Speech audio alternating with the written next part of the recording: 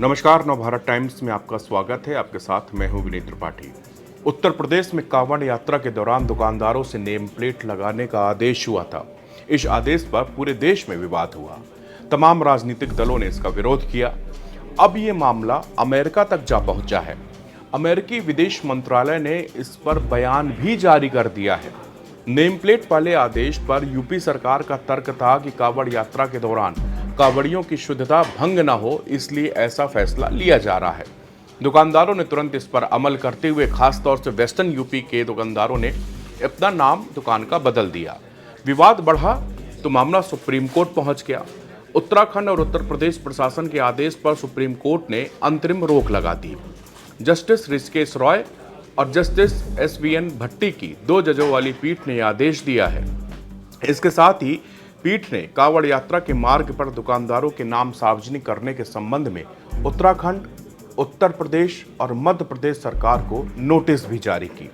Supreme court ने कहा कि वो निर्देशों को अमल में लाने पर रोक लगा रहा है। दूसरे शब्दों में कहें तो खाना बेचने वालों को ये बताना जरूरी है कि वो किस तरह का खाना दे रहे हैं, लेकिन उस पर मालिक या स्टाफ का नाम सार्वजनिक करने के लिए जोर नहीं डाला जा सकता। इसके बाद मामला शांत हो गया, मगर अमेरिकी विदेश मंत्रालय की प्रेस कॉन्फ्रेंस में पाकिस्तानी पत्रकार के पूछे सवाल का प्रवक्ता मैथ्यू मिलर ने जवाब दिया है।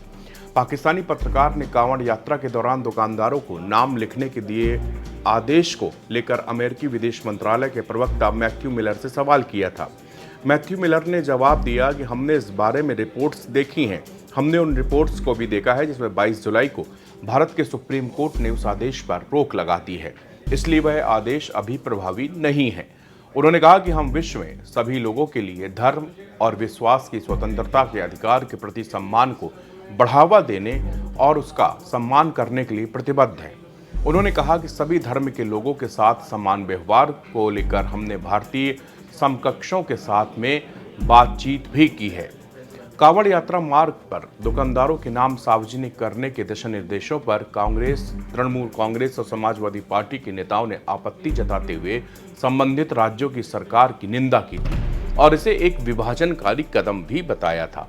इस मामले में तृणमूल कांग्रेस की नेता महुआ मोइत्रा ने सुप्रीम कोर्ट का दरवाजा खटखटाया।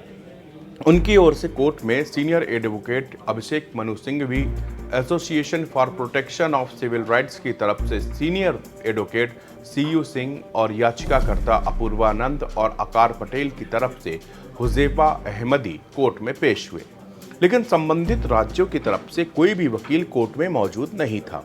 इन सभी की मुख्य दलील थी कि आदेश में समानता का अधिकार, अस्पृश्यता और भेदभाव का निषेध और कोई पेशा या व्यापार करने के अधिकार का हनन होता है। अभिषेक मनु सिंघवी ने कहा कि इस आदेश से जातिगत भेदभाव को बढ़ावा मिलता है। उन्होंने तर्क दिया कि यदि कोई शाकाहार के नाम पर मांसाहार खिलाता है या साफ सफाई के मानदंडों के अनुरूप काम नहीं करता तो उसके खिलाफ कानून बने हुए हैं। उन्होंने इस आदेश की वजह से होने वाले परिणामों का जिक्र करते हुए कहा कि वो मालिक जो अल्पसंख्यक नहीं है अपने यहाँ अल्पसंख्यकों को काम पर नहीं रखेंगे। ये तर्क कि मालिक और कर्मचारी अल्पसंख्यक नहीं होने चाहिए, तब तो इस तर्क के हिसाब से उन लोगों को भी अल्पसंख्यक नहीं होना चाहिए जो फल सब्जी उगाते हैं। पीठ ने जब ये पूछा कि क्या संबंधित दिशा निर्देश स्वैच्छिक हैं, वरिष्ठ वकील CU सिंह ने बताया कि दिशा निर्देशों को नहीं मानने पर 2,000 रुपये से 5,000 रुपये तक जुर्माना लगाया जा सकता है। सीनियर एडवोकेट अभिषेक मनु सिंघवी ने यहाँ तक कहा कि कांवड़ यात्रा सदियों से हो रही है, ये कोई नई बात नहीं है। उन्होंने ये भी कहा कि यदि कोई दुकानदार पैसा कमाना चाहता है तो वो इस तरह प्रचार कर सकते हैं कि उनके यहाँ बिना लहसुन प्याज का शाकाहारी खाना मिलता है। सुप्रीम कोर्ट में इस तरह की दलीलें काफ़ी देर तक चलती रहीं। इसके बाद सुप्रीम कोर्ट के 2 जजों की पीठ ने आदेश पर अंतरिम रोक लगा दी।